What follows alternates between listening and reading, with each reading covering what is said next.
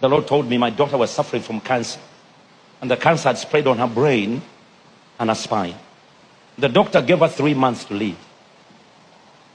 The doctors in Uganda told her, if you leave her here, she would die anyway. Take her to UK. So we took her to UK. She was about 4.5 years. And I had been in ministry. I had seen miracles, signs and wonders. I'd been with T.L. Osborne. I'd interpreted for him. I'd been on his platform. So I said, I know God's going to heal my daughter. But when the doctor told me that her brain tumor was growing at 60% a week, and she was losing her sight, and she was walking and falling, they told us there's nothing they can do. He said the tumor was on the back of her head, and they cannot operate.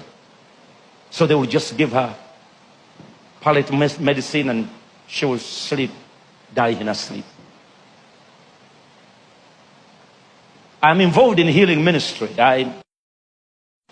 Palliative medicine, and she will sleep, die in her sleep. I'm involved in healing ministry. That's who I am. I go all over the world and preach the gospel, see miracles. It's like the devil had walked naked in my house. I said, Lord, what can I do? The Lord said, give her Holy Communion. I said, what? I said, Holy Communion. He said, in the morning, lunchtime, and in evening. The Spirit of the Lord said to me, isn't that what the doctor said to the sick people? 2 tablets in the morning, 2 tablets lunchtime, 2 tablets. He said, Holy Communion in the morning, lunchtime, and in evening.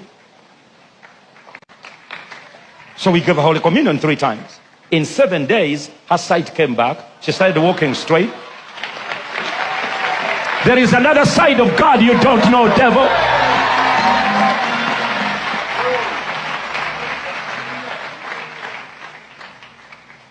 And so 7 neurosurgeons in Great Ormond Hospital in London gathered all together, and they called me and my wife. They said, come here. They said, you Africans, you have got herbal medicine. What have you been giving your daughter? We said, nothing. They said, no, tell us. What have you been giving your daughter? We want to know. We said, Holy Communion. They said, ha ha. They all laughed. We said, that's what we've been giving her. He said, you cannot tell. So they took the x-rays, the MRI scan, and they said the tumor shrunk from her brain and it stood aside by itself. And the doctor said, we don't know whether it's cancerous or not. We need to go in, remove it, and find out whether it's benign or whatever. I said, no problem. You can operate. They operated. They removed the tumor. They found it was cancerous. Now we start another battle. They said, well, this is what you're going to do. This is what you're going to do. And Pastor, God is a witness. My daughter is giving her all these kind of medicines. She's getting worse. Getting worse. Getting worse. And Pastor Bernard Price in Phoenix calls me. He said, Pastor Robert, my wife has been diagnosed with colon cancer. Where are you? Come and pray for my wife. And the Lord said, that is your medicine. So I told my wife, our daughter was very, very sick. We never thought that she would survive. She was neutropenic. There was nothing they could do. Her flesh was falling off. And so I told my wife, I said, I found medicine. It's in Phoenix, Arizona. She said, go get it. So I jumped on a plane and landed in Phoenix, prayed for Mrs. Price, rebuked the colon cancer, and I went back. Got on American Airlines, landed in Houston. And I went and saw Mama Dodie Osteen, the mother of Joel Osteen. And I said, my daughter is dying of cancer, but you survived cancer. We've been friends for a long time. I said, you survived cancer. I wanted to agree with me. She said, God is going to heal your daughter. I said, bye. I caught a flight. I'm flying back to England. At that time, my daughter is really dying.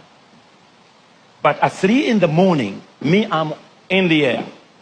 3 in the morning, My wife is tired of taking care of her, so she does off. She has a nurse, 2 nurses taking care of her. Amazingly, the nurse said, let me go down there and get coffee. So this nurse goes. Another one said, they have called me home. My child is sort of fever. She also goes. So my wife remains alone. Another nurse walks in. She said, hello, Christiana, how are you? She told my wife, she said, don't worry, you can sleep. Immediately, my wife has not been sleeping because she knows her daughter is passing any time. All of a sudden, my wife sleeps. This nurse comes and says, you are fine. He removes all the tubes from her and says, you'll be fine. So she walks out. When she walked out, the other nurse comes. She wakes my wife and said, are you crazy? How could you do this? This guy, who pulled the tubes? My wife said, the other nurse. The other nurse came and pulled the tubes out. She said, who? You mean this one? So she goes down to the doctor's office to complain. And that's when Christiana wakes up. She said, Mom, where's Dad?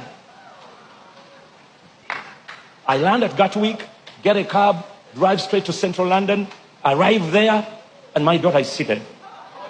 And the cancer is gone. There is another side of God the devil doesn't know.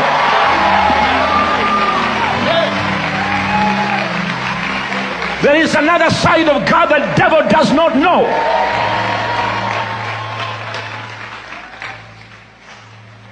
You may see that.